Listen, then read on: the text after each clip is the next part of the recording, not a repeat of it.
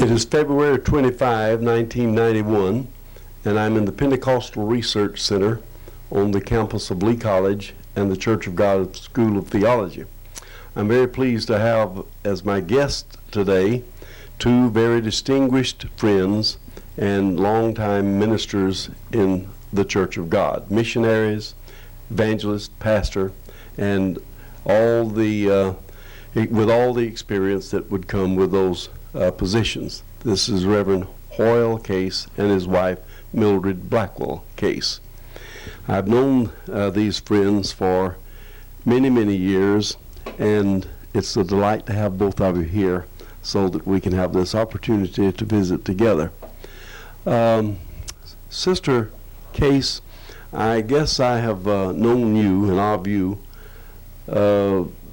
more years even than I knew of you as a couple, because of the fact that you were the daughter of a very prominent minister, and that of course brings you a distinction, because T.F. Blackwell was a great pioneer and veteran minister.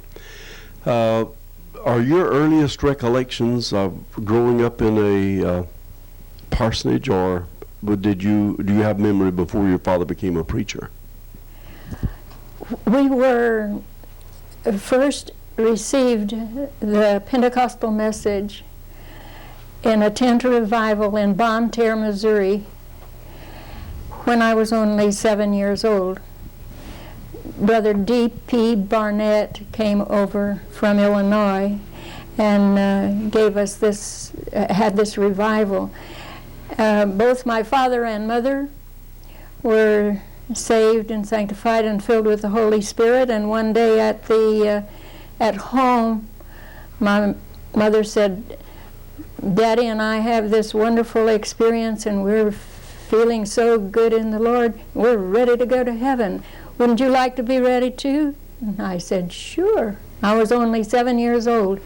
We knelt in the dining room at a chair, and the Lord gloriously filled me with the Holy Spirit.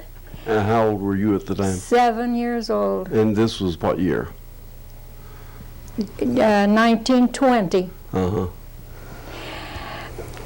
When the revival ended, the persecution was so severe in the town of Bonne Terre that they would not even rent us a garage or a hut of any kind to have services in. So my father cleared out one room in our house, the living room, put some benches there, and he was left as the leader. A newborn babe in Christ was left as the leader.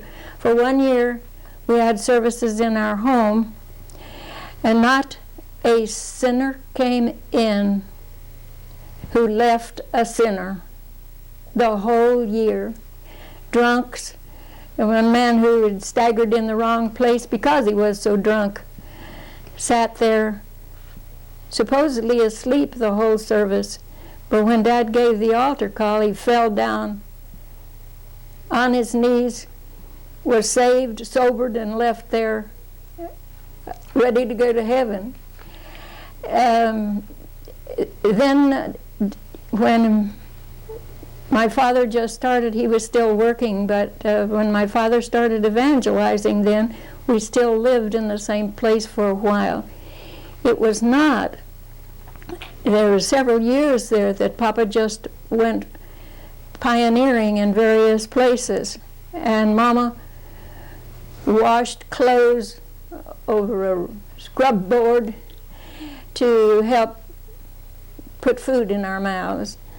It was not until we moved clear across the state to St. Joseph, Missouri, where Daddy opened up a new work in St. Joseph, Missouri, and there built a church and pastored there for several years. That's really the beginning. He had ministerial license then. Mm-hmm. That's really the beginning of my life in what you say, a parsonage, but in reality, we never lived in a parsonage. We just rented our own apartment, and And that was it. Part of the time while he was building that church building in South St. Joseph, we lived in the shed on the back of the lot. Mm-hmm. Now, that was when they had one church in Yes, St. Joe. He started the first church and that there. was South St. Joe. And from that, the other churches, Would be this was the mother church. Well, you might be interested to know that I was pastor of that very church. That was my first church to pastor. This, I went there as pastor in 1942 and stayed there until 1944. And I, of course, knew your father during all of that time. Brother Case, I don't believe your background is that of being a minister's son. I believe you were a layman's son. Well, no, I was not brought up to go to church. And I was born in Greenville, South Carolina in 1912, the 17th of December. And my parents and I went to Winston-Salem, North Carolina, when I was 14. And we lived there until I was 18, and then ran away from home and came back to Greenville, South Carolina. And while Brother Tharp was pastor there in Tremont Avenue in the old wooden building, it is now demolished and gone. And I was very hungry for God, but I didn't know how to find him. And one Sunday night, when he gave the altar call, I came forward and gave my heart and life to Jesus. And a wonderful thing happened. I was not acquainted with the Bible. I had never read the Bible. I didn't even have one.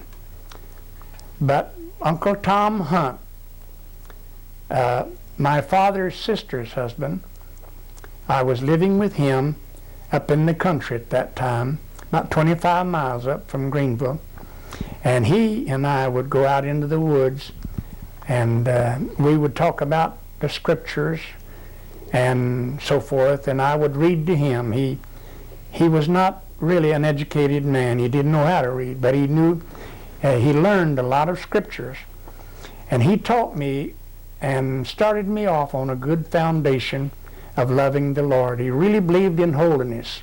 His main subject was sanctification and holiness. 1 week from that first night, or the following Saturday night, we went to a prayer meeting up there in the country, and they elected me to read a portion of Scripture during the prayer meeting service. And that's when I started, and elected me then to continue every time we met to read the Scripture and comment on it. Of course, I didn't know what to read, and Uncle Tom told me, and I remember it was Romans, the 6th chapter. And I read that, and I said, well, I don't know what to say, and they said, that's quite all right. And from there, I began, and God has blessed, and I received the baptism of the Holy Spirit, a few months after that. And then I went to Holmes Bible Missionary Institute that fall, and for 1 year. And the next year I was not admitted back into the school, into the dormitory, because I had so many people, relatives, living in Greenville, and they told me that I could stay with some of my relatives. And my father's brother, Uncle Roy Case, he took me in, and I went to school then. And then my dad moved back down to Greenville, South Carolina during that period of time, and he got under conviction. My dad was not a church-going man. He had been saved in his early teenagers, but yet he was not a church-going man. And he got under conviction, and he began to drink very heavily. And he had been in the bed drunk for over a week. And on a Saturday night, he sent Clyde after me, my brother, over to the church. We had our young people's service on Saturday night. And he told me, he said, my Uncle Roy said, I'll take you home. Of course, we lived about 3 or 4 miles from the church. And on the way over, he asked me, he said, Hoyle, what do you think about it? I said, Uncle Roy, it's one of two things. God is convicting him, and it's God, or this liquor has run him crazy. And we didn't carry on the conversation in the car. When we got there, and I walked in, Brother Conn, and looked at him, he had gotten up from bed. Mother had helped him dress, and he was laying down on the settee. He was very, very weak. My father is not an emotional man, and he had tears just kind of rolling down on his cheeks. And he looked up at me and said, boy, I want you to pray for me. And of course, Brother Conn, I was ready to pray. And I had prayed many times until almost all night long for my dad, until my pillow would be wet with my tears, a circle that big. And God saved him about 11 o'clock that night. And he had a struggle, but I stayed right with him. I bought his first suit of clothes to go to church. And he had an excuse, he didn't have clothes. I said, Dad, I began working in Dunn Mill, weaving. Did he work in a mill? Dunn Mill in Greenville. And we went to Stein's clothing store there in Greenville, which was very famous, and $25 suit. And Dad didn't want to take it, but I said, Dad, I want you to. You've taken care of me. Now I want to. And he thanked me. But Brother Conn, if I hadn't have stayed right with him, the devil would have pulled him back. And I think that's very essential, especially to some people. Well, it's so beautiful that you led your own father to the Lord like that. Well, how did the two of you come to meet? I believe that you might have met in the famous meeting place of couples in that day, BTS. Well, no, we met there, but Brother Conn, while I was in school in Holmes's, Brother Beecham, the president, did not like to give us permission to go to Church of God. He didn't particularly like the Church of God. That was Pentecostal holiness. That was Pentecostal holiness. But he would really let me know that he didn't exactly appreciate me asking permission to go there. But there was a quartet from Cleveland, and Mildred sang bass in this quartet. And now, was that in BTS? BTS quartet? That was the girls' quartet. And Elmo Harmon, yes, which you know, brought them over there in his car. And Mildred Tharp, the pastor's daughter, Mildred Tharp, sang in that quartet, and they invited us.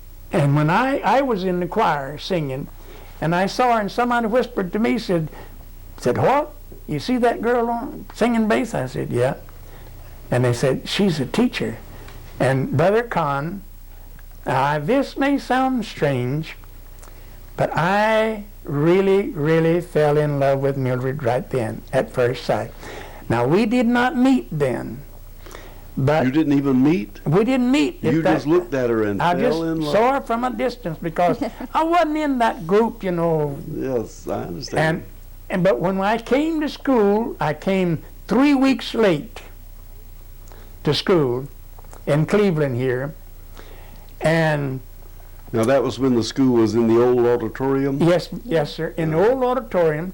And there was if you want to erase this name, that's quite all right.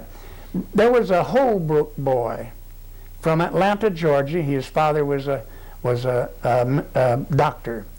He was a real young boy, and he had stolen a car, a T-model car.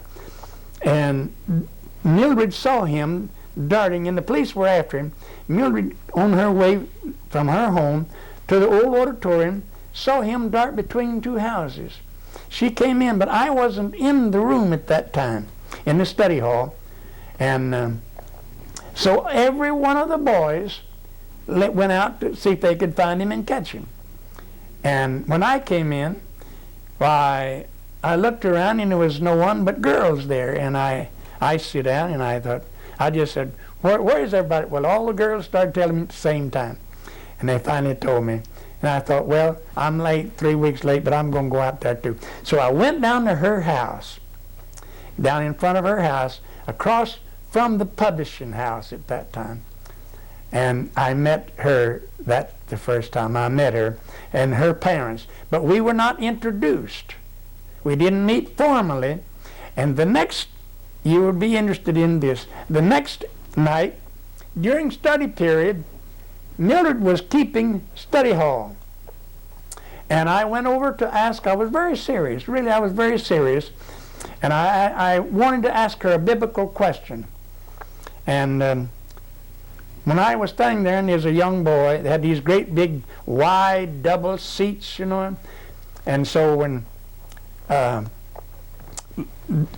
this boy left, I sit down, she moved over and I sit down by her, and she said, I have an apology to make to you.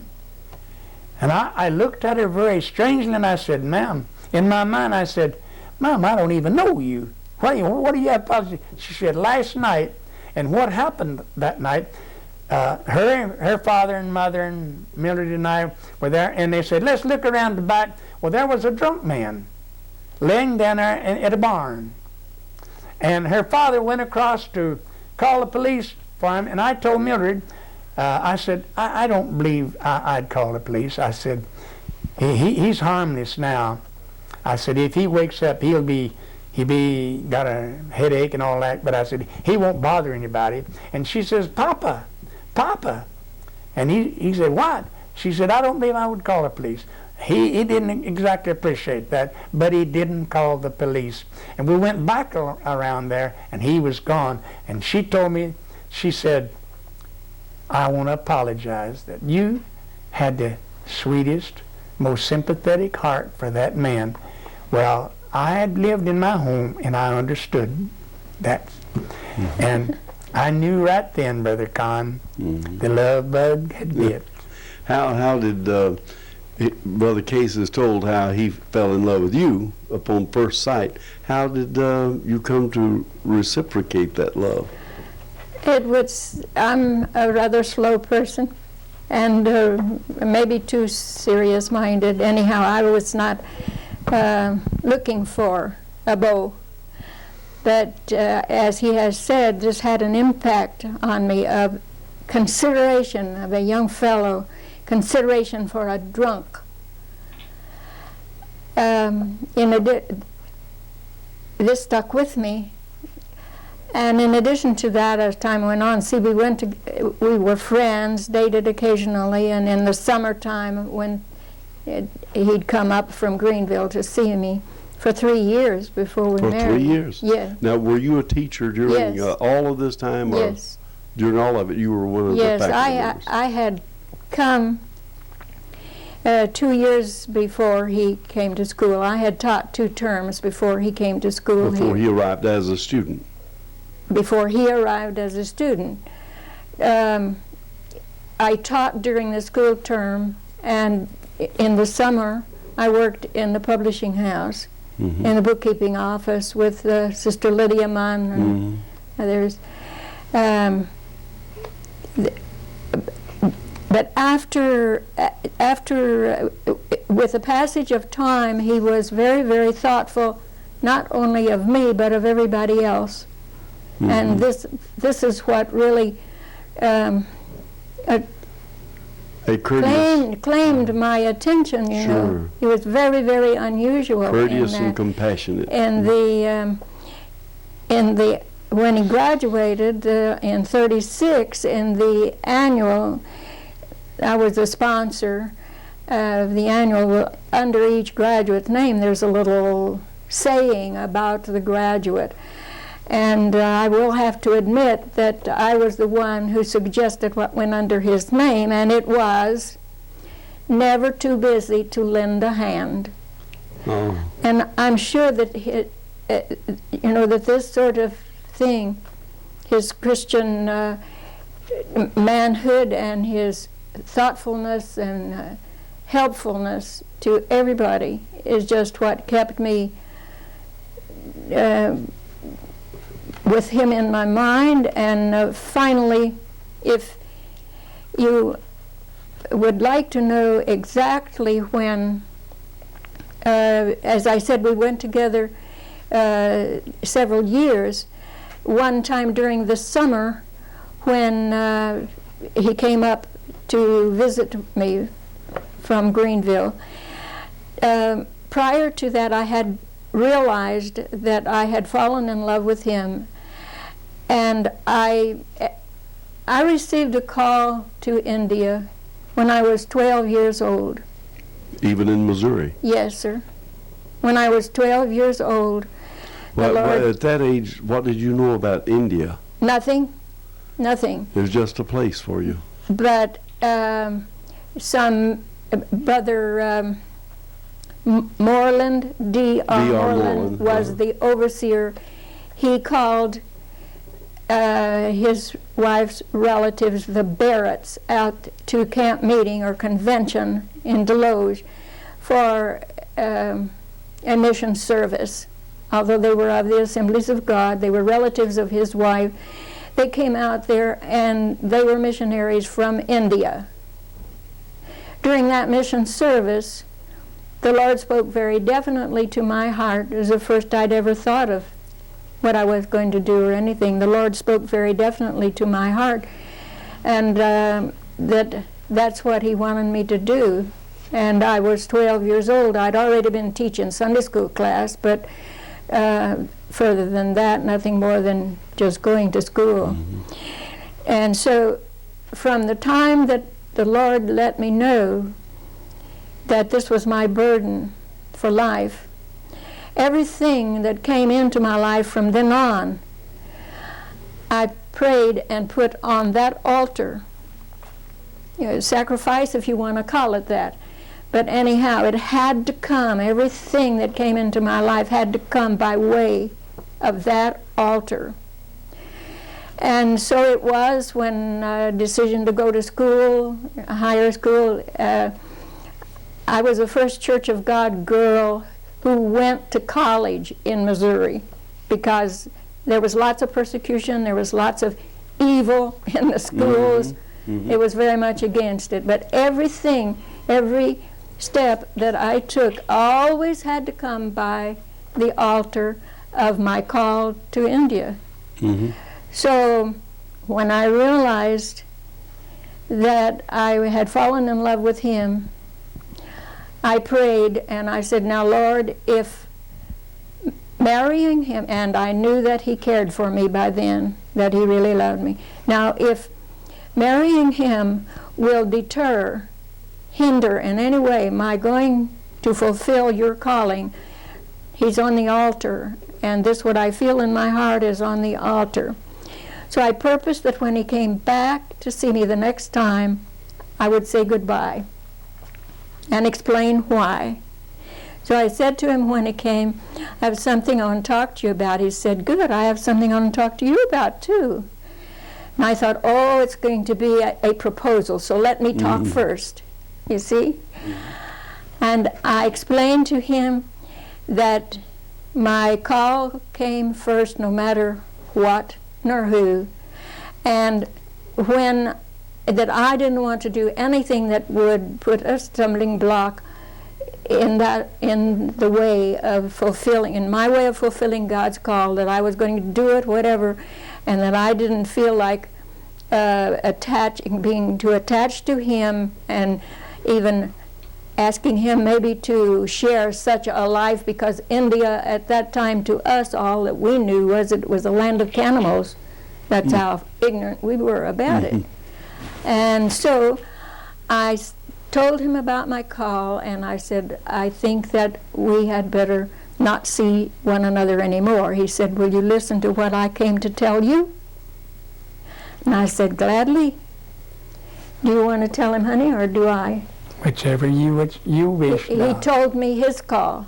Would you like to hear it Yes, from I him? would, yes. Or me? Please proceed. He said, when I was 19, was saved, I went out behind the barn up at Uncle Tom's that he has said, and I was praying, and the Lord said to me, you know, your mother was called to India, and she died with a heart attack at a very young age, 29. 29. Your mother? My His mother. own mother. He said, the Lord said to him, you know, your mother was called to India and did not get to fulfill the call. Will you go? Mm. And he said, Lord, I'm just a cotton mill boy, uneducated, a nobody. How can I go do such, how can I fulfill such a great calling? And the Lord said, never mind. Will you go? If you'll go, I'll go with you. This is what he told me that night. And he said, I looked up and told the Lord, if you'll go with me, Lord, I'll go when the way's open. So he said that night, I came to explain to you that I have this call, and I don't feel that it is doing justice to you.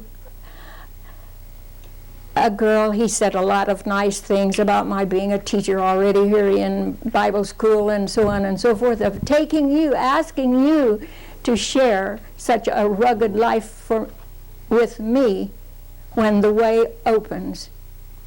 And both of you have the very same message to give to the other. To the other. Mm-hmm. My call was in Missouri 12 years, when I was 12 years. His call was in South Carolina when he was 19. And here we met, and at this time we both had the same message to give to one another. Well, guess what happened? Instead of saying goodbye, we both said, surely the Lord must have brought us together for this very purpose of performing His will together in India.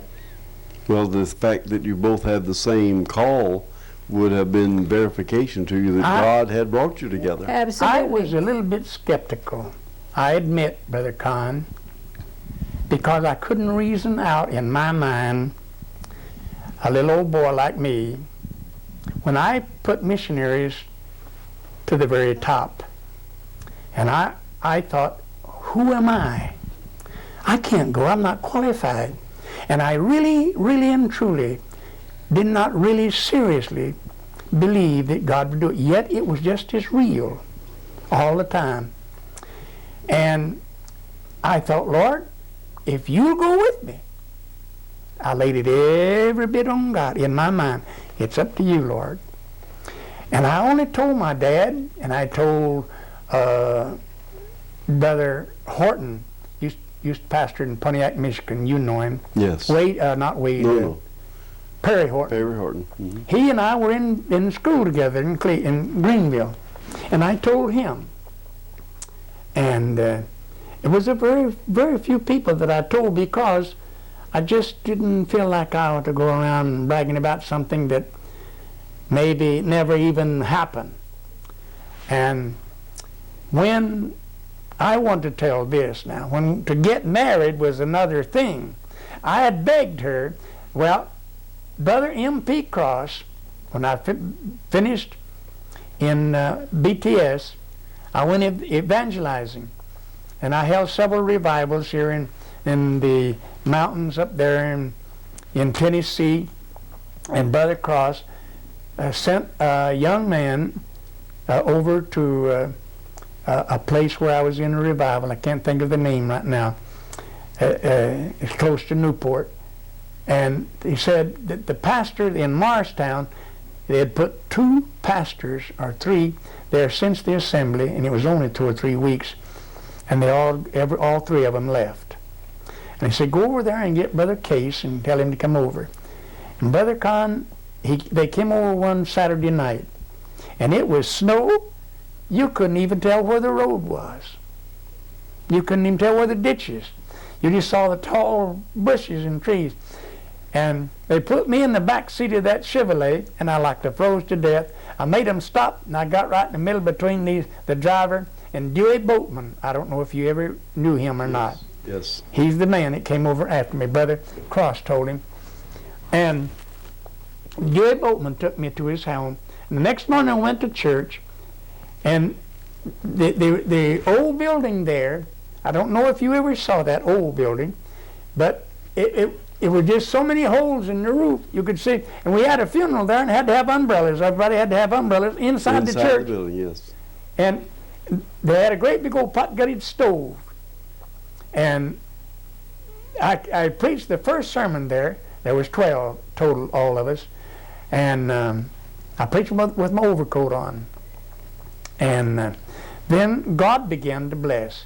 But it was, at that time, you know, that it was hard to get a job. And they paid me $2 and $3 a week tithes.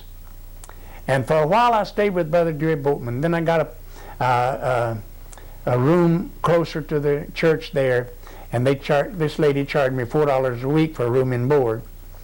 And when I stayed there, that 1 year, I owed her $50.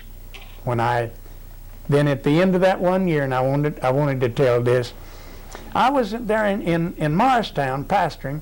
Mildred was working in Cleveland here. They went to Chattanooga at the auditorium there for the General Assembly, and Mildred just ups and goes into the mission board and says, I want to talk to you, and never said a word about me. And then when I came down to the assembly, here she come nervously talking to me and telling me what. I said, no you didn't, no you didn't. And I thought, oh my, everybody will think that I am just stringing along with you, you know. And I said, well, this is it. Well, I don't know if you were there that Sunday morning that they had the missions meeting service. Brother Tharp was the chairman of the missions board. Yes. And he asked Mildred, would she make a talk on missions? And I was ushering and take up the offering. And so Mildred told her story of her call to India. Old Brother Osborne of South Carolina, he jumped up and he said, I'll pledge $25 a month her support for India for 1 year. And another man did the same thing. And of course the people, she had made a good talk. I really do appreciate it. But Brother B.C. Robinson, you remember him, he came around to me and he said, now, what are you going to do now? I said, I don't know. Brother Ida B. Harrison came to me and she was just a-crying. She said, what are you going to do now? I said, I don't know what I'm going to do. Well, I went straight behind, after I got through ushering, I went behind and I where she was, and I said, Mildred, let's take a drive. I had an old Chevrolet, and we went up to Rock City. And I couldn't tell you what a rock looked like because I wasn't interested in that. I wanted to get along with her. And I told her goodbye. I said, Mildred, I will never cross your path again in this life. I will not lay a straw in your path to hinder you from obeying God. This is goodbye. And she said no. She cried and cried and cried. We didn't eat lunch. And she cried and she said, no, Hoyle, God's going to work it out. Well, when I told her goodbye, and I was going home, going back to Greenwood, go get me a job in the mill and go to work. And her brother, Frank, which you know, he was outside at the auditorium. You remember he had just 2 or 3 steps there from the street. And he said, Hoyle, he said, Mother and Dad's looking for you. And I thought, well, I've got nothing to lose. Okay, I'll talk to them. I went in and they had saved me a seat. And before they were not that liberal with me sitting that close to them. So they separated, Larry, and I said, sit down. Sister Blackwell did the talking, as you know. She said, oh, what do you know about this? Mildred's going to India. And I said, I don't know a bit more than you do. You were here, that's all I know. Well, she said, well, I'm not going to let her go by herself. I said, what did you say? And she said, well, I said, well, I'm not going to the missions board. She said, I am. And she got up right then, and they were meeting, and she went there, and whatever she said, I don't know. But she came back, in a few minutes, someone came out and announced that the mission board wants to see Hoyle case immediately. In room, I believe it was 21. And I said, I'll just sit there because I didn't want to go, Brother Conn. I didn't want to go. I knew that I was embarrassed for them to go before those men, and yet I knew every one of them. Oh, Brother McClendon, and I knew every one of them. Brother E.C. Clark was there. But I did. Mildred came over, she had washed her face, and you could tell she had been crying. And she says, I'm not going to let you go by yourself. I'm not going to trust you that much. And so we went in together, Why, Brother Tharp, he was the chairman. Now, Brother Williams, Brother Ralph Williams is dead. Yeah. W. Williams. Brother Williams was the chairman. They'd put him in. And Brother Tharp was the secretary. Yeah, yeah. And so then they asked me about what is your, well, I then told them my calling. And Brother M.P. Cross said something wonderful that I'd never have forgotten. I've appreciated. He said, well, I recommend him to go. He's a fighter. He won't quit, because I sent him to Morristown, and he did a marvelous job for the church there. And he really, I really appreciated that. And they said, well, I told them my whole story, and they said, well, we'll let you know. Well, the last day of the assembly, you remember that Sister Harrison had 6 o'clock prayer meeting services. Mm-hmm. Yeah. Well, we always attended. It was, believe me, it was they were good. They were wonderful.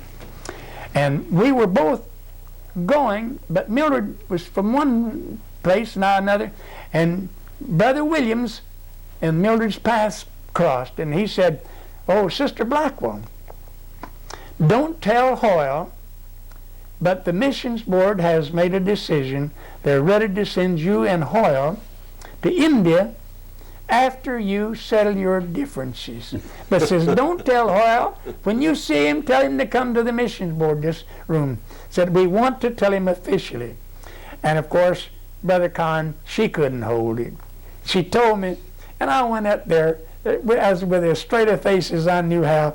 But when I knocked on the door and Brother Williams came, the first thing he said, she told you, didn't she?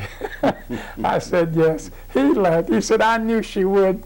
He said, Brother Case, I'm telling you officially now that we're ready to send you and Mildred to India when you and Mildred settle your differences. Now, and we were married that very day. You married that day? That day. And what was that date? And were set forth that night, the last service of the assembly, the 1937, October the 16th. October the 16th. October 16, October 1937. In 1937. And we were prayed over and sent forth. Among the first Church of God material missionaries to be sent out from the General Assembly. Yes.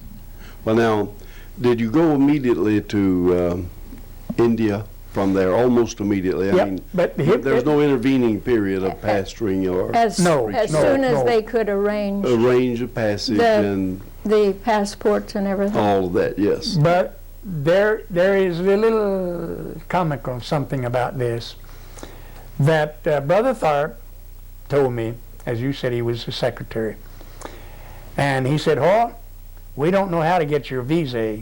Said, you just have to get out here and do it yourself. You go to Chattanooga to get your passport.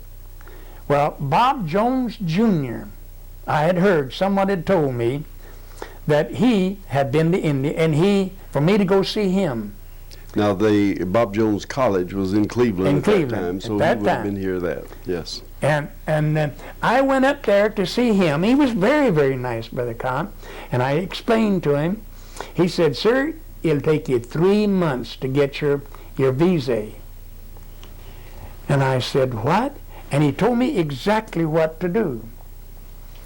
But, and then forgive me if I say this, and I don't mean any harm, but Brother J.H. Walker was general overseer then, and he had a man in Chattanooga, travel agency in Chattanooga that he did all of his traveling through. And he said, "Oh, Brother Case, you don't need to do that. You give your passport to me and I'll give them to this man, and you go on to New York." And he gave me the address of this man in New York, and he said, "You just go by there and he'll have everything fixed up." Well, Brother Lewis Waters took us to New York, bought a brand new Pontiac, and her mother went with us. Mildred's mother went with us, and we went to New York. And the morning that we were going to sail, it was on a Friday morning, I believe it was. Well, Mildred said, "I guess you better go down and get your passports and your visas and everything." I said, "Yes." Well, I went into this building, and Mr. Ward was his name, a fine man. And I said, "Mr. Ward, Hoyle Case is my name." "Oh, yes, Brother Case." And I said, "I hope you have my visas ready and my passport and everything."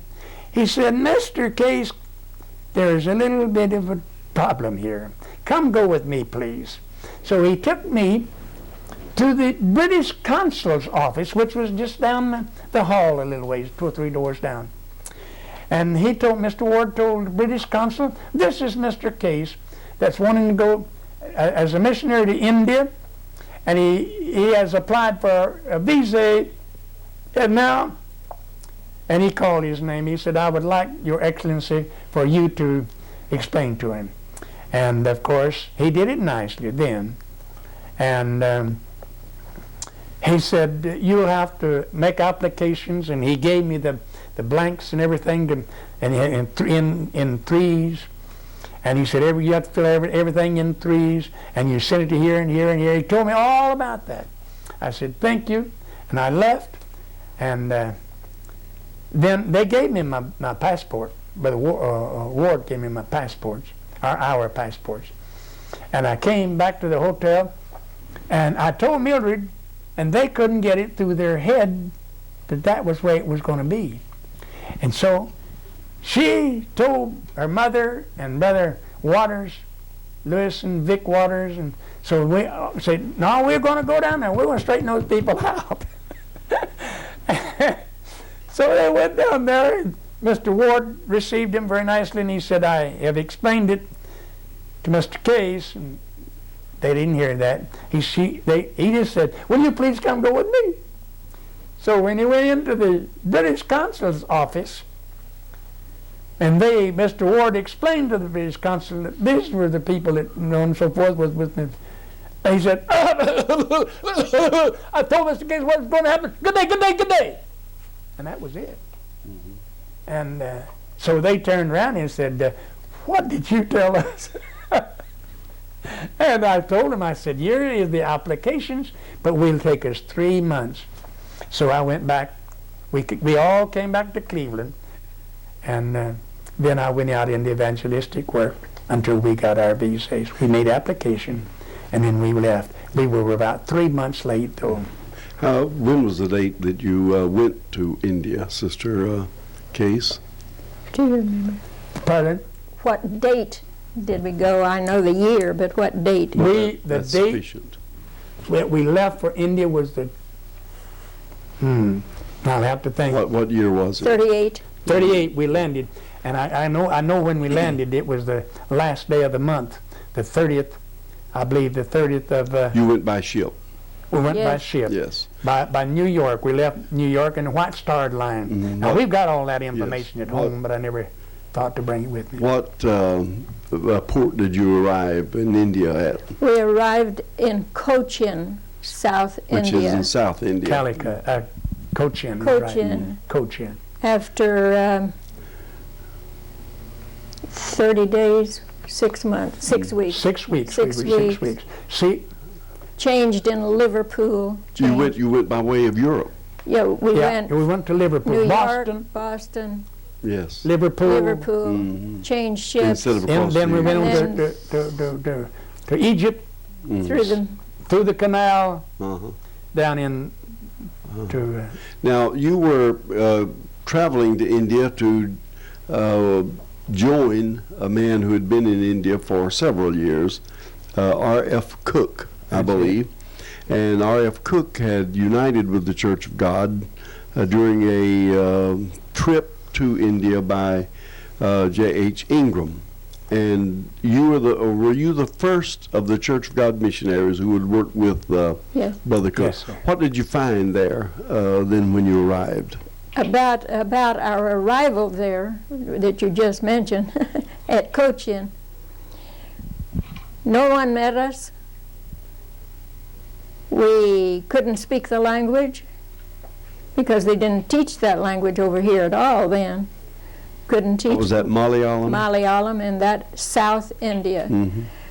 The letter that the board had written Brother Cook that we were coming did not reach him until several days after we got there.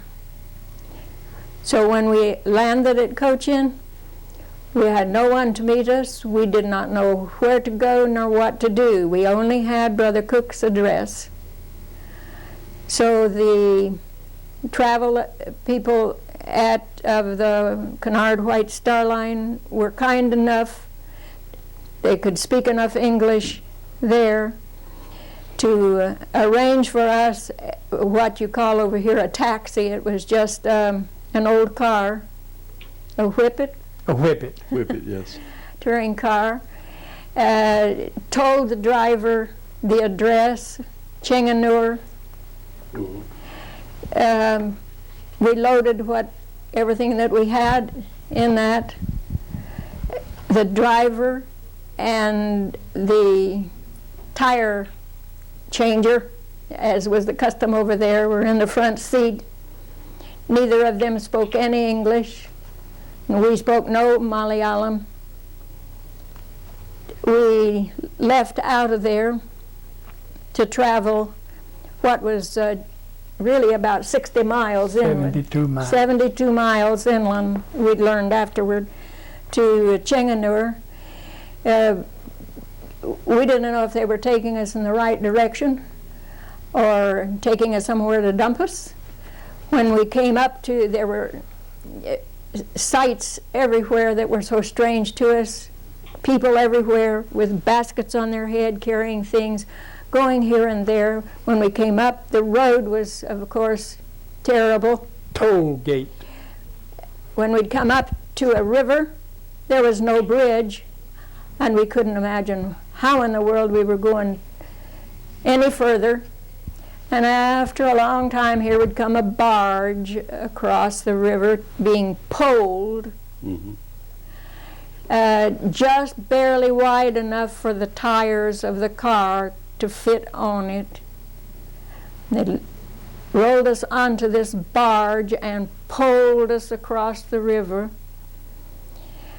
How far, how much further, we didn't know. Hoyle says that we talked with signs and wonders, that he made the signs and the people wondered. On and on we went, and we finally arrived at Chinganur evening time. Yeah. With That's $5 in our pocket. Halfway around the world. Nobody to meet us or anything. The Cooks nobody were there. No one was home. Had they not heard that? They hadn't heard. They had not They didn't know received the letter from the missions board that we were coming. Did they not even know you were coming at all? Yes, No. they knew that the board had appointed us. Yeah, that's all. But But they didn't that's know when all. we You were did not coming. know you were in transit. No, they did not know that at all. And Brother Cook was ill, and they had gone to the Hill They'd station, gone up into the hills. and Was that the Nilgiri Hills? Nilgiri, yes, sir. Nilgiris, where Sylvia was born. Mm-hmm.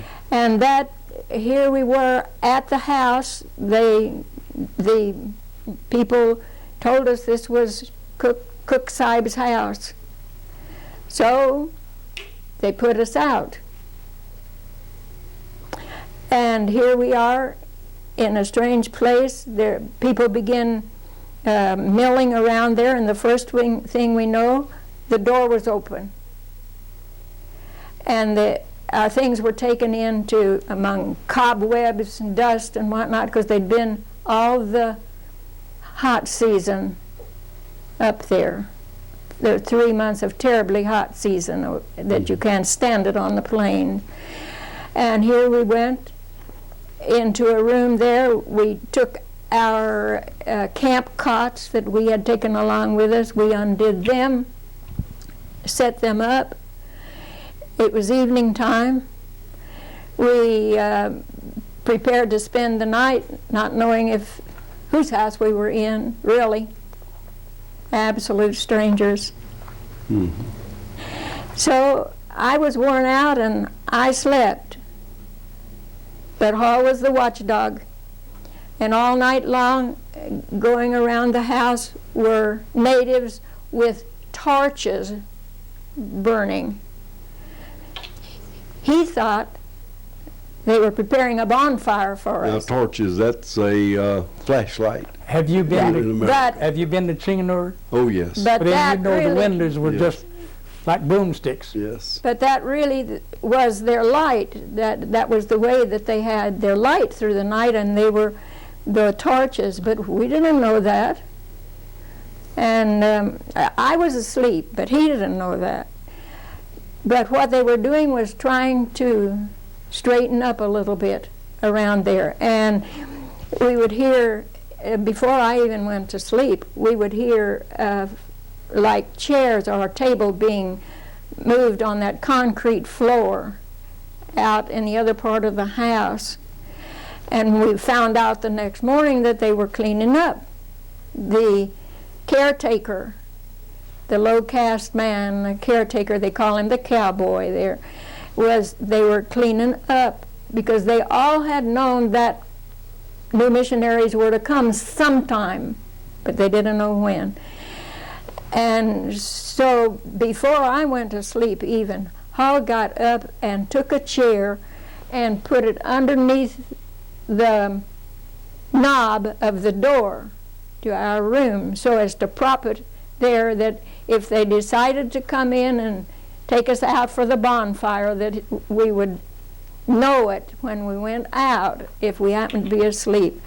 But the next morning we found out that they were just trying to prepare the house a little cleaner for us and all. Prepare respectable quarters for you. Right. Let me add just a little. I had the worst headache I've ever had in my life. I was so tense, and I just don't know why. It was the worst headache I've ever had in my life. And Mildred found a washcloth and some water somewhere, I don't know where. And I was laying down on the bed.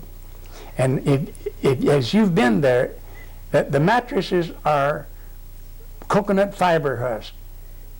And each one has his own mattress, his mold. He makes his mold, and you just don't fit in anybody else's mold. And I decided, it was an iron bed, I decided to just lay down there. And she sit down on the side of the bed to put the handkerchief over my brow for my headache. The bed broke down. The iron bed broke down. And I thought, oh my, that's another thing. The missionaries are not here. We broke into their house, and here we were tearing up their furniture. And I mean, it was unbelievable. The pressure, sheer pressure. And another thing, we had not been able to bring all of our luggage on this car, so we had shipped it by boat. And you know Brother T.M. Verghese. Oh, yes. That next day, he was an angel sent from the Lord. I gave them the address of the Chinganur post office to deliver my my crate, the boxes, and so forth. And brother, as you know, the house is on a hill. Well, I was standing there on the veranda, and I looked down and I saw some people coming in a big hurry. And someone walked up to me and they spoke a little English, and they said, "That's Brother Verghese. He will help you. He speaks good English." And of course I thought, wonderful. But another thing happened that day before this happened, Brother Conn.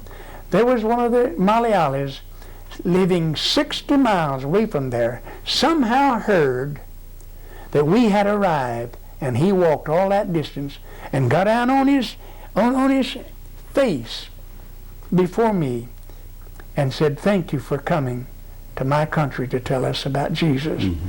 I thought that, I thought that, you know, that tore me up inside. And when Brother Verghese came up, and he said, "Oh, Brother Case, Brother Case."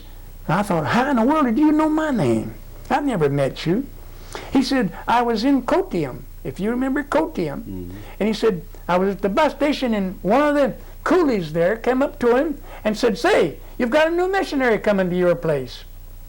He said, "What?" He said, "Yeah, Case side." And he said, "Here are all of these things." Brother Tim said, "I'll take charge of these." And he brought them, and the coolies were bringing them up to the house. And all that day, I'd ask everybody, I must go to the post office and see about my luggage. And of course, they didn't understand much what I was talking about. But that very day, we got all of our luggage there. Now, Brother Cook was up in the Nilgiri. Yes, he was still. They didn't know we were there at that time. Then how long did it take him to get back down to the conference? They came in on a Wednesday night. Mm-hmm. That was Sunday. After Brother T.M. Verghese notified them. Yeah, yes. Brother T.M. Well, now, did you have to study the language once you got there? First thing. Yeah. George was the first teacher. Now this is Brother Cook's son, and then his oldest son. T.M. Verghese. And then when we went to our own station in northern part of what was Travancore then, mm-hmm. Kerala State now, we took a young man who knew some English with mm-hmm. us to teach us and to translate. Now how long was it before you went up to that station? Well, I don't know exactly. About 6 months or more. Mm-hmm. 6 or 8 months. And you lived there at the compound? Those first few days, before Brother Cook got down there, Hoyle went had a baptismal to service. A baptismal service that they wanted him to perform, and it was in mud. Uh-huh. It was terrible water, and he did it, and either then or in the food that the natives cooked. That's what I was going to tell you about. We don't know. You know, they didn't know how to. We had been warned about the food, but they did know to boil our water to drink. They did know to do that. But either in the food those few days or in that terrible water where he baptized, Hull got amoebic dysentery right at the first. Right at the beginning of your first week. And amoebic dysentery couldn't be treated even as successfully as it can now. Back then. Oh no, nobody knew what to do with it or anything. Yes. But it debilitated him so with all the passage of blood and everything, mm-hmm. so that by the time the Cooks got down there, he was already affected with that. Well, as it worsened, they suggested that we go to the hills, thinking that the cold weather may the better climate up there. Because we learned later that the cold weather can freeze out that germ, or at least make it dormant. Mm-hmm. But anyhow, so we were in the hills until Sylvia was born. Mm-hmm.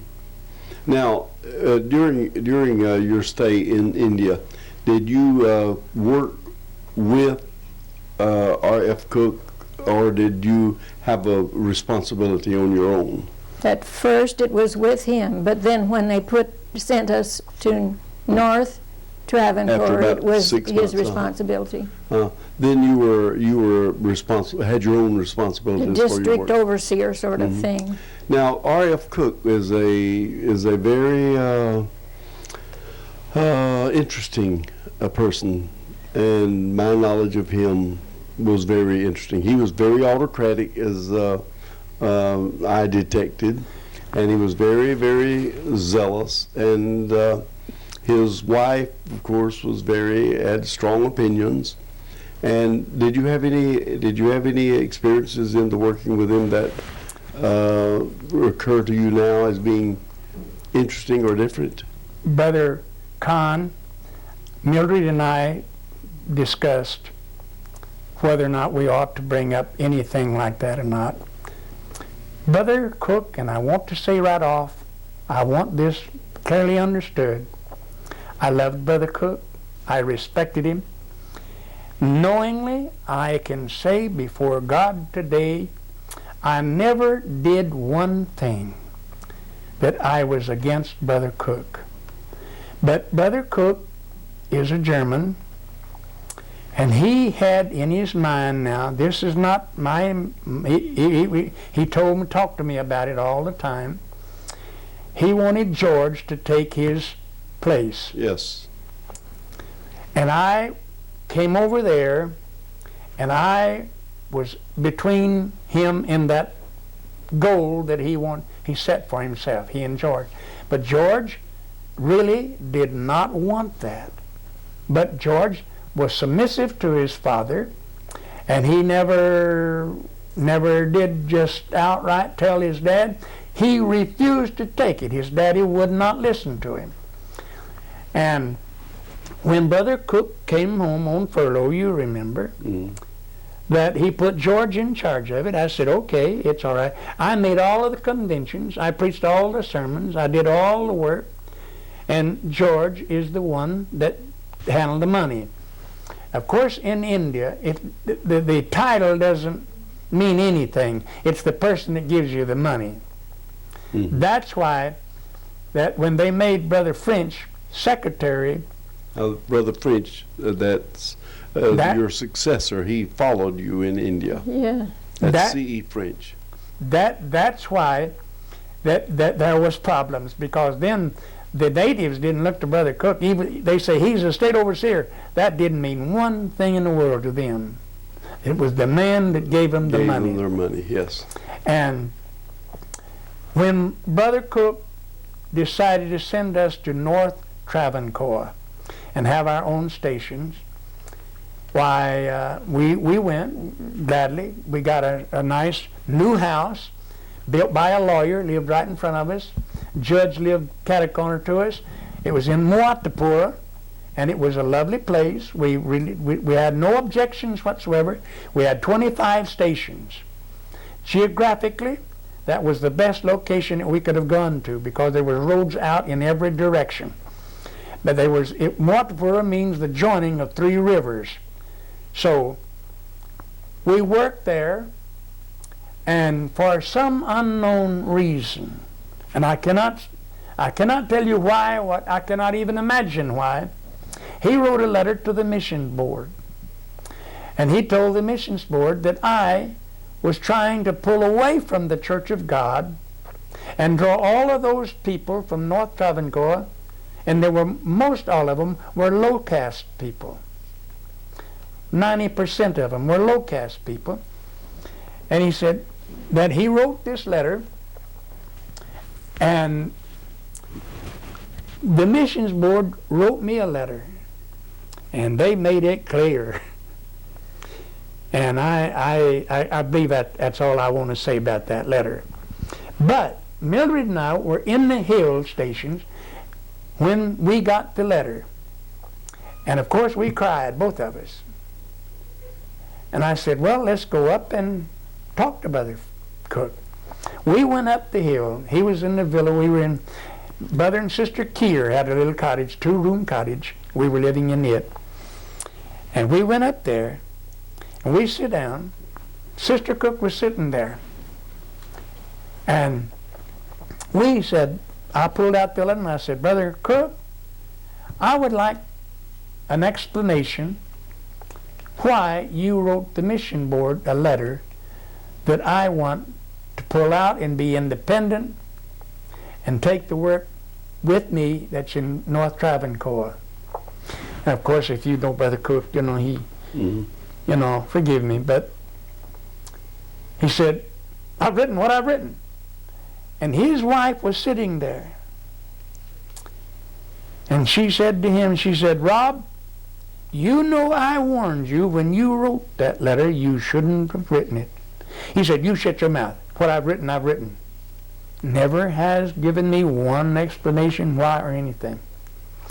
Well, of course, Brother Conn, this hurt me tremendously with the missions department.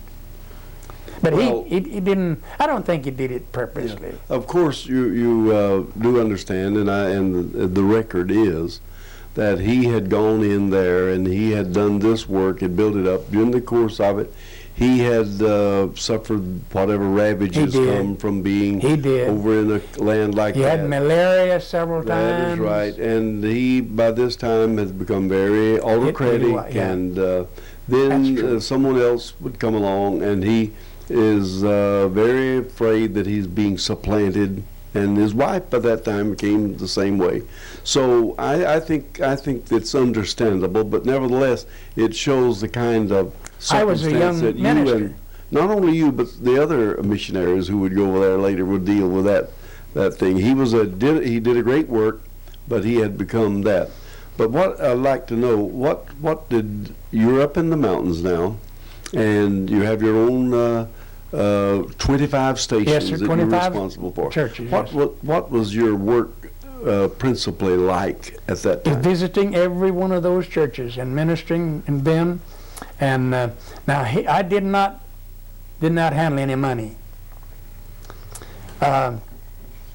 He had even the workers in my district looked to him for the money that they received. Mm-hmm. And in their eyes, that made you definitely his subordinate. Just a little boy. Person there. Mm-hmm. But during that time, he decided that he was going to send us to Calicut, if you remember Calicut. Yes. And we said, all right. We left the Nilgries. We took our car down through there and left a lot of things. And Brother Conn, that night, we couldn't find the place, a hotel, anywhere to stay.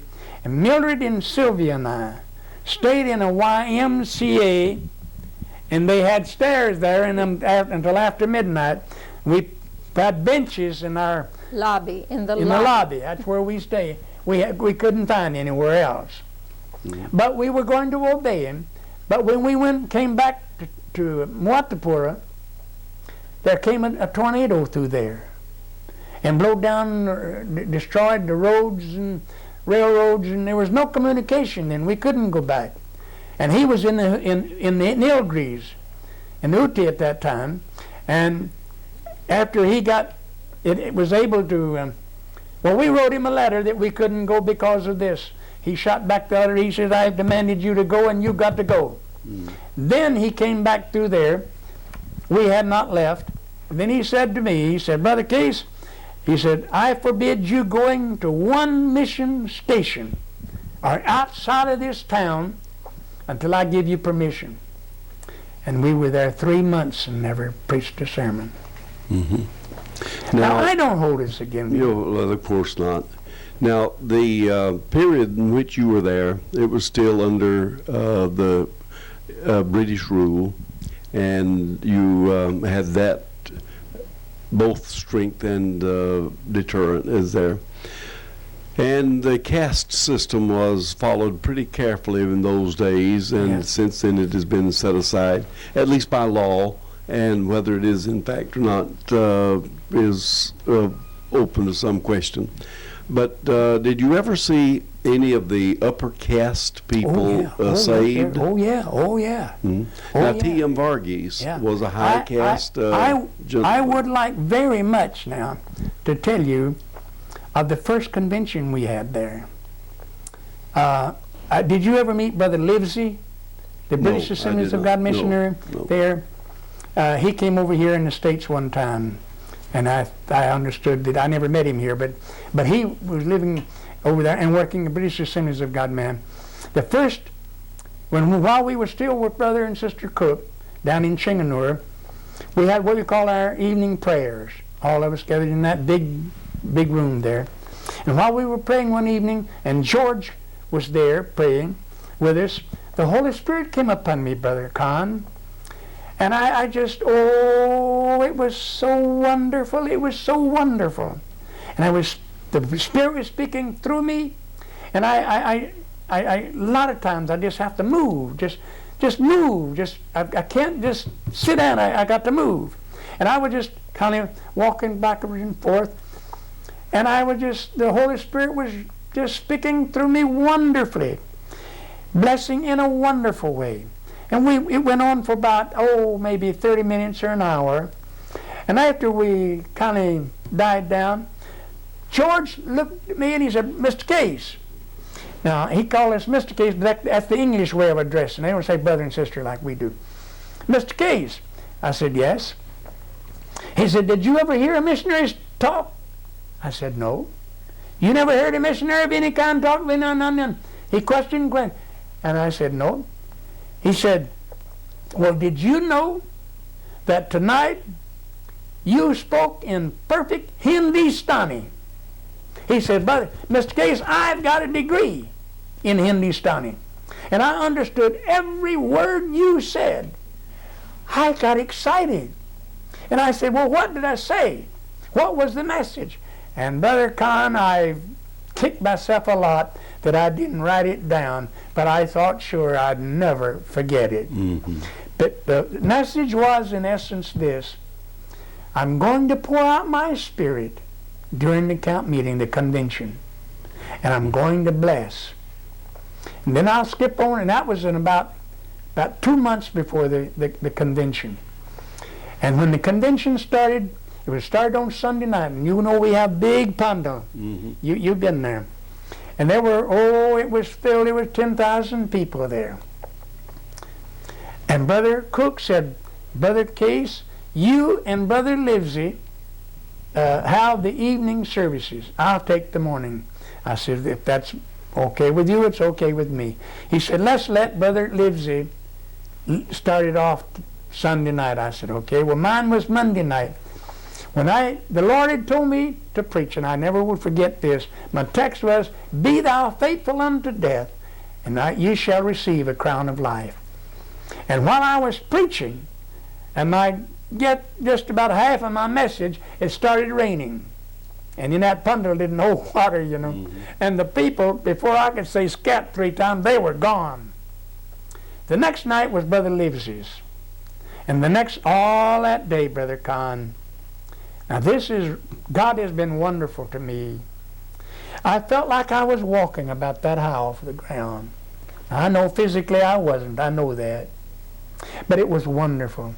And the Lord said, continue that subject, but use the Ezekiel's valley of dry bones and speak of the resurrection. And I did. And at the close of that message, it was just, Brother Conn, actually a noise, a bum, like hit that whole place. Brother Paul Cook, you know him, was sitting on a washboard bench there, began speaking in tongues. And there were, Mildred here had a Bible open in her hand, and she was going up and down those aisles with that Bible, and she was doing it as if not a leaf was turning, and she was speaking. Brother Livesey jumped to the platform, and he began to preach. I don't know. I don't know what language he was in. Maybe English. I don't know. Brother M. Benjamin. You remember Brother M. Yes. Benjamin? He jumped to the platform and was preaching in Tamil. The Lord said, "You get back out of the way." I got back out of the way. And that went on, Brother Conn, and people were, if you know that they don't run and shout like we do, they just jump, and that whole place just to see the blessings of God. And it went on then, that was about 9 o'clock. And when it died down, at that time we didn't have an altar call. And the people had to come to the rostrum, the platform, and give a testimony. And they started about 9:30 or 9:45.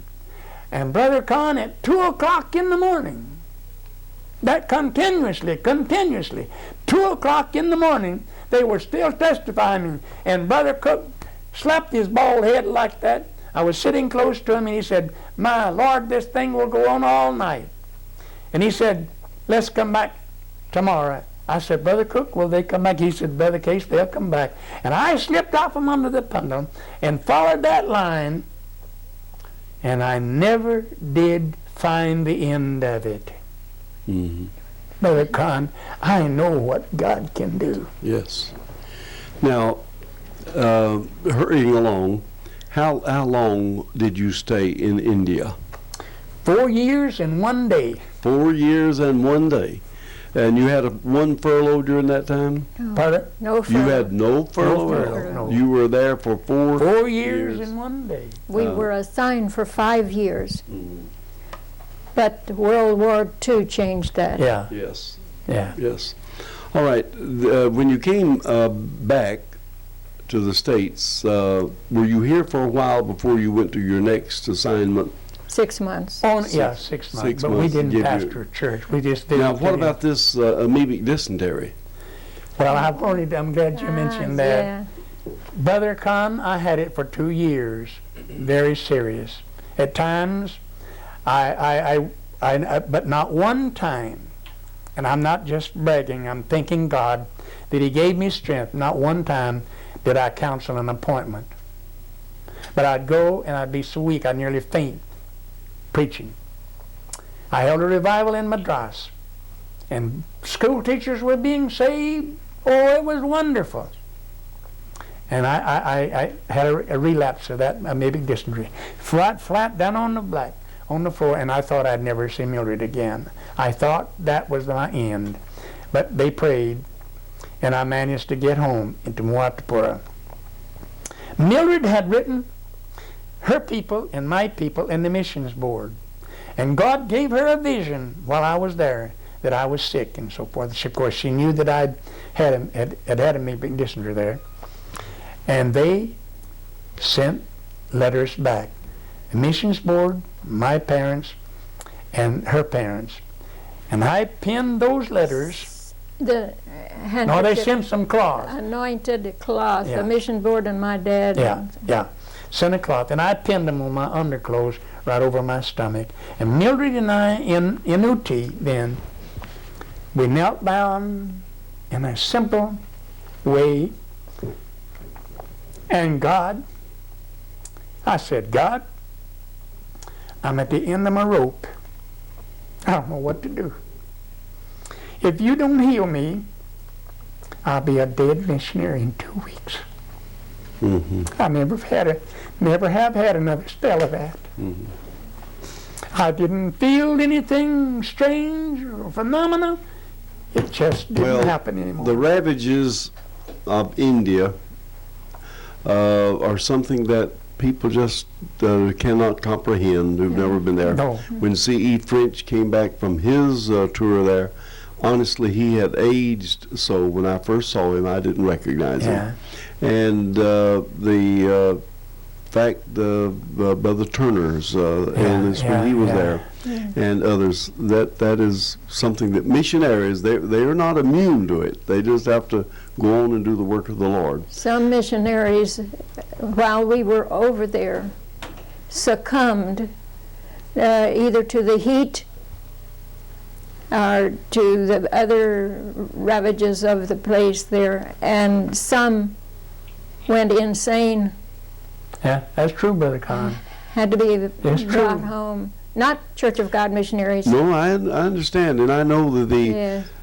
And there are. when we were at evacuated because the Japanese were bombing the towns close by, and our government ordered us out, and we had to go to Bombay to get on a troop ship to be brought home on a troop ship that had left troops in Singapore when it fell. Mm-hmm. There were missionaries who had traveled by foot all the way from Burma, all the way across over there to Bombay to join us on that, and that's how that we were brought out of there. Now, that was, what, 1942? Yes. 1942. Yes. Actually, Pearl Harbor had already happened, and the Japanese were making their great run down through all of Southeast Asia. Yeah. Did when you came back home, your next assignment was going to be to still another tropical country when you were sent to Cuba, and what was the size of your family at that time? Sylvia. Just Sylvia. Was born. She was 4 years old. She was born in India 6 months after we got there. Now go ahead, Sister Case, and tell me who we're speaking of when we speak of Sylvia. That's a story altogether in its own. Yeah. And that was as the wife, now the widow of Reverend Edwin King. And I would like you to mention her and Ed some, if you would. Sylvia, as I've said, was born 6 months after we got to India. When we came, she was born in the Nilgiris. When we came back down to Muatawara, to our station,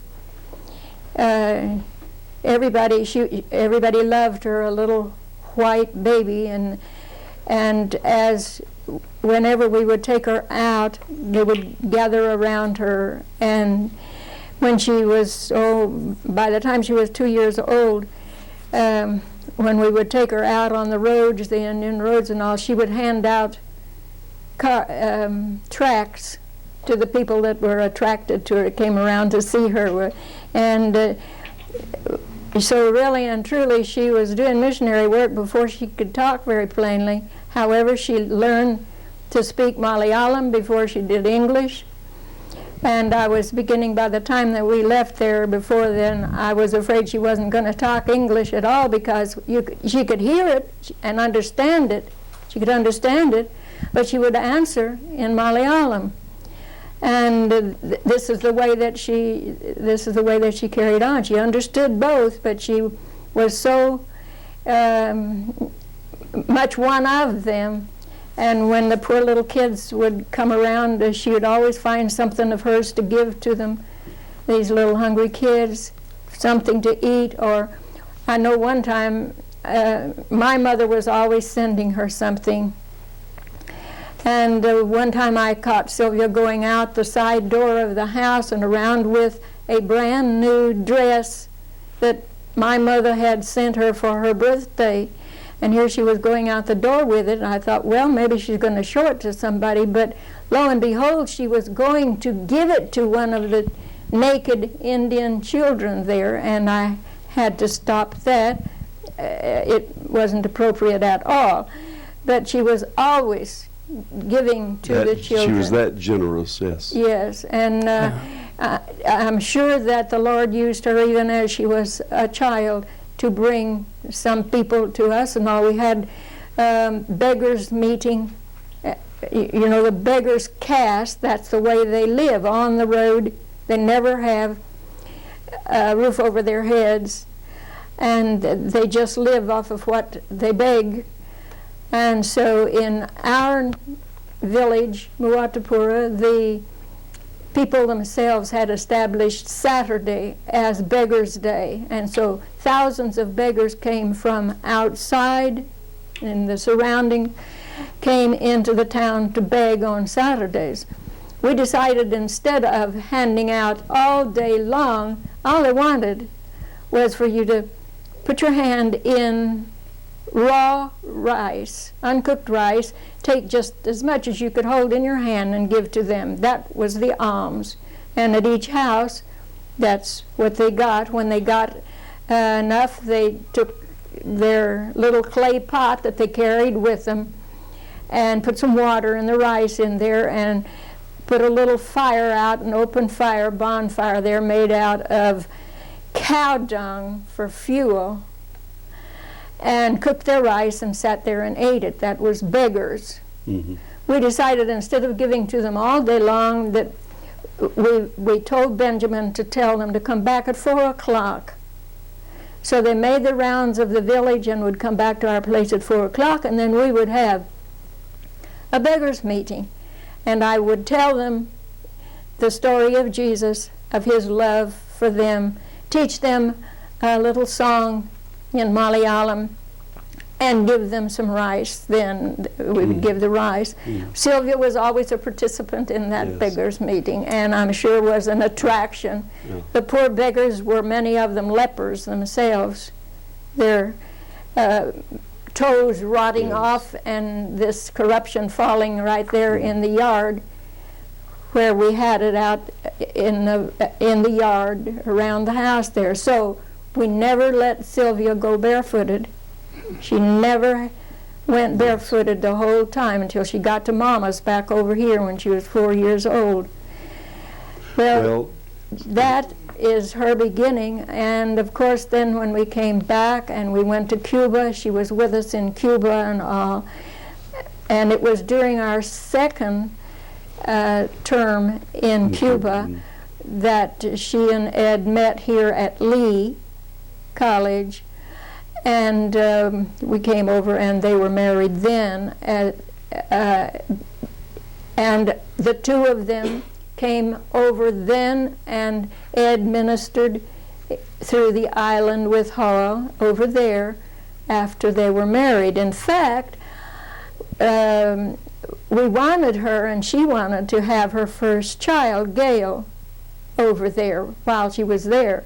But by that time, the Castro's revolution was on foot, and they advised us, the American consul advised us not for her to be confined over there, because if the child were born there,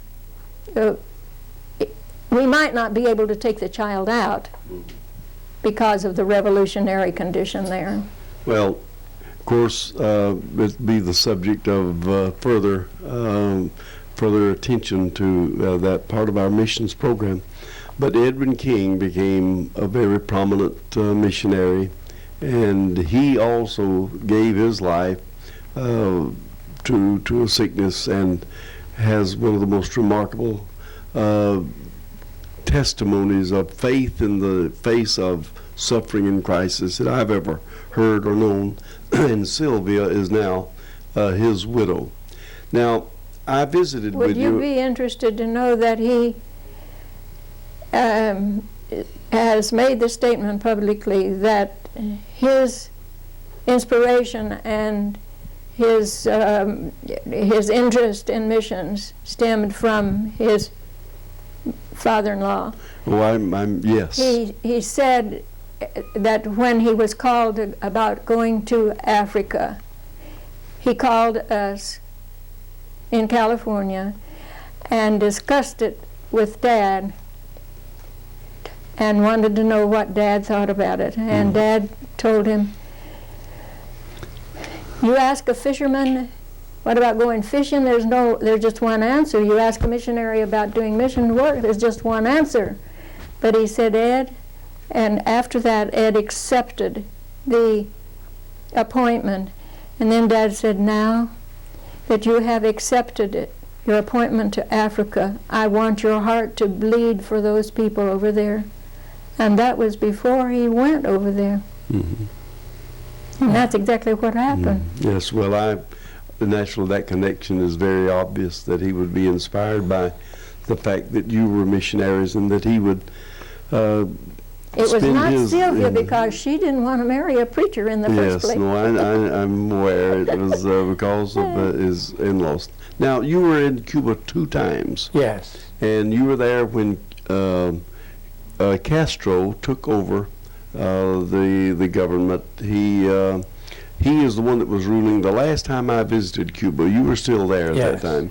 Do you remember when you were there preaching and I was interpreting for you, and you brought greetings from everybody and Yes. here, and you finally said, "And I bring you greetings from my lovely wife and 12 children." Do you remember that yes, occasion? I do remember. And when I said, "Y mis 12 hijos," they weren't like that, and I had to say, "Sí, 12." Not dos, but doce. That is right. But in those days, I remember that you were understandably under great tension, and it was a nervous time because we would be stopped all along the roads as we travel to make a contribution to the revolution and so on. Then in your return from Cuba, when things closed, I wonder if you're acquainted with this brother who is now the overseer of Cuba. He was, Brother Case built, of Yeah. course you know that he built the first church building there Oh, yeah. in Santiago, and behind it he built with his own hands a Bible school building, 2-story building, and he trained workers, saying to them, "The Lord who has called you to his ministry, just as he called me to his ministry, he can use you the same as he uses me.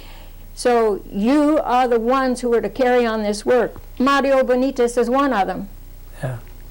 We'll that's how we'll get a close-up of that card a little bit later. Just keep it for now. That's Oh, thank you. that's where the work is going on now, under people that he trained. Now, do you have under- any word from Cuba? Is our work Occasionally. still going on? But Yeah. not directly.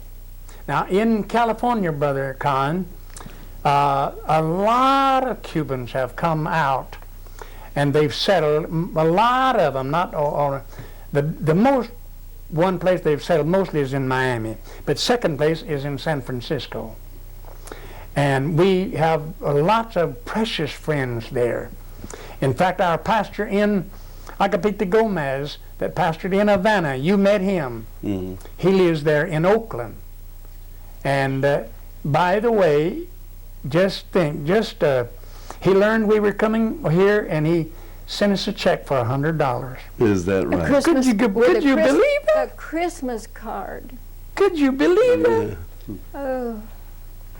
And another man who's there in that area lived yeah. in Matanzas Yeah. where you were translating when I told you there, in Matanzas. You met him, you may not remember. Yes, yes. I do. Eugenio Murgado. Yeah. And they are still up there. Well, when we went to California first, we went to San Francisco, San Bruno Church, suburb of San Francisco. And Hall started the first Spanish church in that area, in our church All there, that whole area. with huh? the help of this brother Murgado, who had moved over there. Mhm. Yeah. Now, what were the years of your 2 stretches in Cuba? Can you recall that? Yes, We went in 1944, I believe. We went in 42 and we 42. came back in 44. That's the first time. Yes, sir. And then we went back in 54 until 62. We stayed 1 year after Castro took over. Now, what was the effect on our people of Castro's rise and domination of the country? Were they supportive of it, really, do you think? Because remember, he was toppling a very unpopular regime over there, and for a while it looked as if he might be a pretty good person. But I don't know what internally the Christian people were thinking. Well, what I can say from my own knowledge, when I was over there, and I was over there when he came, we were in Santiago when he landed over there, and that we talked to a lot of his followers, troops, and so forth.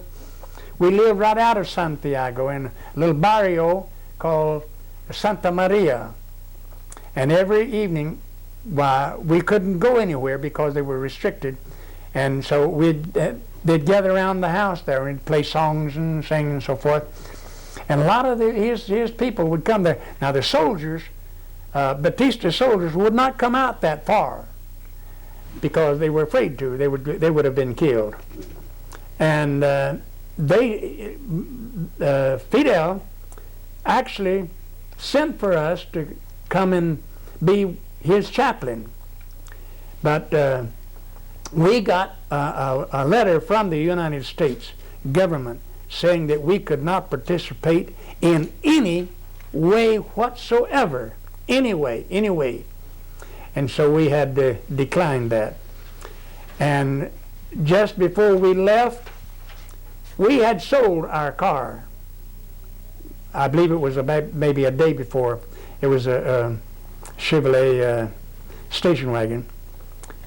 And the day I was down in Santiago finishing up the bathroom, and I called Mildred, and I said, Mildred, go out just a little ways out there from where we lived and get that man to move you all of our things down here today, this afternoon.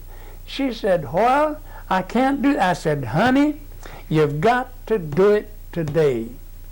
And Brother Conn, I know that was God in it. That night, they came and knocked on the door. We're going to take our things, come in, and do whatever, maybe, I don't know what, but we were gone. Castro's men. Yes, yes. Well, of course, you saw a lot of that. And one of the ironic things is that you were in India when World War II began, and the hostilities there made it very difficult for you. And then you were in Cuba at the time of the revolution against Batista. Are you saying that war follows us? No, I'm saying war? that God has had people that are able to take it. Now, what are you doing now? Now that some years have gone by, you're living in Cleveland at this time, I believe. Yeah. And we're you just retired? preaching when people will invite us now. Yeah, and But there's one thing I want to say, Brother Conn, and let it be on record. I really do want to do that. When we decided to leave, we wrote the missions board and everything. They sent us the money. We decided to leave India until, the government wrote us that we'd have to leave that place anyway. We'd have to go north because the Japanese were coming and they were going to invade, and they were not prepared to take care of us. And so we decided, with Brother Cook's consent, we decided that we'd come home. And when we went to go home, Mildred and I came down to Chinganore, and I talked to Brother Cook, and I said, Brother Cook, I said, I know we have had some differences, and I am sorry for all of the differences that there has incurred in our relationship. I want you to forgive me. And he was okay.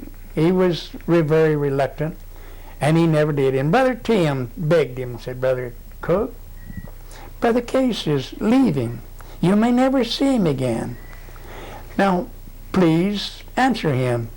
And of course, this Brother Cook, he was a little stubborn, and he didn't. But the important thing about this is, when he came over here and retired, when we came here in Cleveland, we would not be here 30 minutes hardly until someone would say, Brother Case, Brother Cook wants you to come by and see him. And of course, everything was made up right. And one day when we went down to see him, of course, they invited us to eat with them. We did. One day he told me, he said, Brother Case, he said, I want to go back to India, and I want you to go with me. And in his way, everything was all right. Well, I'm sure it was, and you were mature enough to understand him and his age and the circumstances of it. It's just a real delight to have you with us. I've been visiting with Reverend Hoyle Case and his wife Mildred Blackwell Case, veteran missionaries and ministers in the Church of God. It's just a real delight to have you visit with me at this time, and I appreciate your taking time to come by. Thank you. God bless you. Thank you.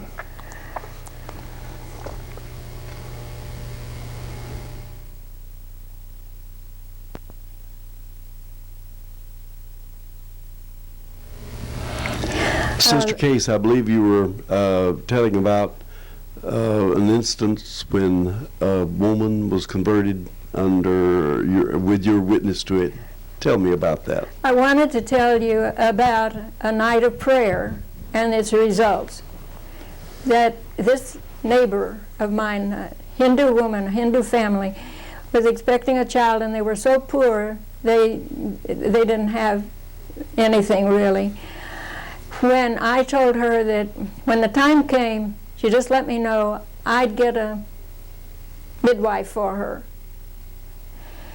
She'd let me know. In the meantime, she had come, while she was carrying this child, she had come over to the house, and I had taught her the way of salvation. She came regularly. She believed and accepted Jesus. When it came time for the baby to be born, she let me know. I went to the house, the hut. I had to almost crawl in. And sure enough, the time was near, but she was having complications. I sent for a midwife at the edge of the village to come and take care of her. She came. I didn't have to do anything but pray. But that night, there she was in terrible throes of death almost.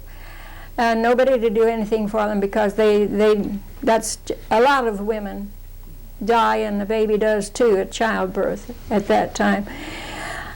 I stayed the night and prayed the whole night, and I said, now Lord, you know why I'm here. I'm just here for the salvation of this family. That's all. I prayed the whole night. Took a long time. It took all night. The baby was born, and her life was saved. The husband was a very staunch Hindu and did not know that she had come and accepted Christ at my house. When the time came to name the baby, she was supposed to take him to the Hindu temple and go through a ceremony, a naming ceremony, like a christening ceremony. And she begged her husband, who was very adamant, but she begged him, I don't really want to do that. I want to have Madam to name him. He finally gave in. She brought the baby over, and she told me that he had agreed. She said to me, the faith that I have is certainly in my baby, because I accepted it while I was carrying him. And she said, now I want you to give him a name. And my husband has agreed. So I gave him a name of Timothy instead of a Hindu name. As a result of that, the husband was saved. Her brother, the mother's brother, came from miles away. He was a priest, a Hindu priest. He came from miles away, came over to talk to Hall just to see curiosity of a white face and a missionary. Hall talked with him for a couple of hours. He never said yes, no, whatever. He said to him, I'll give you, and he gave him a copy of the Gospel of John in Malayalam. And he said, I want you, while you're here, read this, and if there's anything you don't understand in it, come over and I'll explain it to you. And so they had sessions of reading and explaining the gospel to this Hindu priest. And finally he said, well, I have to go back now. I can't stay any longer. I would like to stay here and learn the whole thing. But he said, I have to go back. I have to care for my aged parents. He went back home, took the Bible with him. Hoyle had told him about the convention that was coming up soon. The second day of the convention, a couple of months later, when we were there at the house, away from the meeting place, here comes this man up the path, a Hindu priest, changed so you hardly knew him. And he was coming up the path. Hoyle met him on the porch, singing, Sandosham, Sandosham, hallelujah. And Brother Case brought him in. We washed his feet, as is the custom there, gave him something to eat. He told him that he had walked 60 miles from his home there to be in that convention and to be baptized. Hoyle said, how did you know anything about baptism? And he pulled out the gospel and he said, it's right here. And in that convention he was baptized, and in the meantime he let us know that when he had gone back to his home, he had told them what Hoyle had told them, and his father and mother and a whole group of them were saved there at that place way over there, all because of one night's prayer when the Praise baby God. was about to be born. Yes, isn't that wonderful? That's a beautiful, beautiful I would love to incident. tell you many other Yeah. instances of just individual. That's Yes. the Where that's the people ministry. working That's the through. ministry. Well, that's just wonderful. Thank you so much for telling us.